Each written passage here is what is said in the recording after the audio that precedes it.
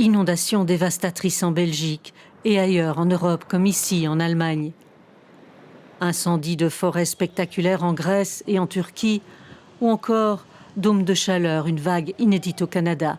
Ces phénomènes extrêmes sont l'une des conséquences des changements climatiques. Alors aujourd'hui, c'est l'alerte rouge pour le climat que le GIEC dévoile dans son rapport.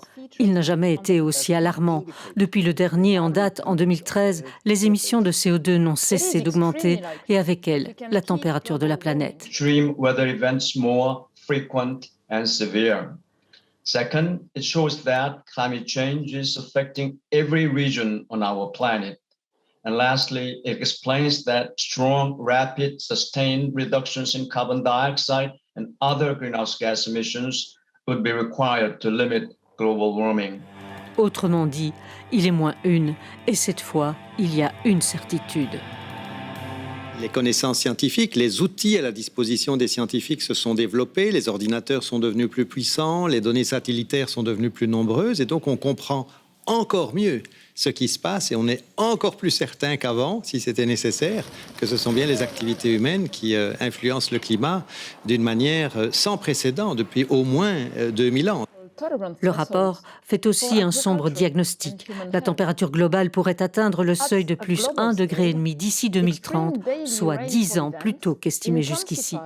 Et puis même si on arrêtait aujourd'hui toutes nos émissions de CO2, il y aura de toute façon des conséquences. Car si la température globale baisse, il faudra 10 ans par exemple à la surface terrestre pour se refroidir. Pour les océans, c'est encore beaucoup plus long. Une hausse du niveau marin continuera, ainsi qu'une fonte des calottes glaciaires, parce qu'une fois que certains phénomènes se sont mis en route, ils doivent encore, parfois on a besoin de centaines d'années, dans certains cas c'est des milliers d'années. Un millier d'années peut-être, pour que les océans reviennent ensuite à leur niveau initial. Ce qui frappe dans le rapport, c'est que l'on parle du moment présent, pas de celui de nos petits-enfants, et pourtant c'est demain.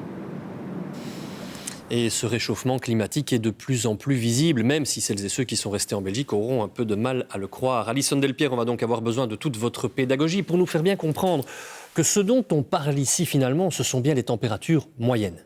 Eh bien oui, et c'est bien simple. Depuis des dizaines d'années, la température moyenne mondiale n'a cessé d'augmenter et cela s'accélère même. Vous pouvez le voir sur ce graphique, plus 1,2 degré par rapport à la période pré-industrielle. Mais c'est une moyenne. Si l'on regarde juste la Belgique, le réchauffement atteint même 2,1 degrés et de manière globale, ces dernières années sont les plus chaudes jamais enregistrées. Alors, j'imagine que tout ça, ça a évidemment des conséquences directes.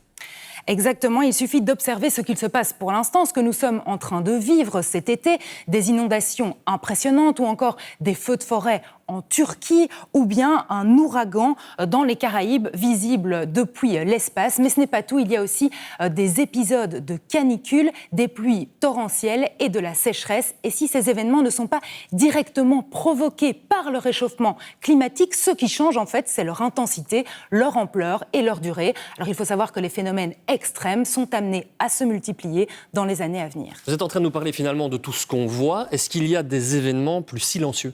Eh bien oui, comme par exemple la fonte des glaces qui provoque petit à petit l'augmentation du niveau des océans, ce qui à terme, on le sait, obligera certaines populations à se déplacer. Mais cette conséquence n'est pas la seule.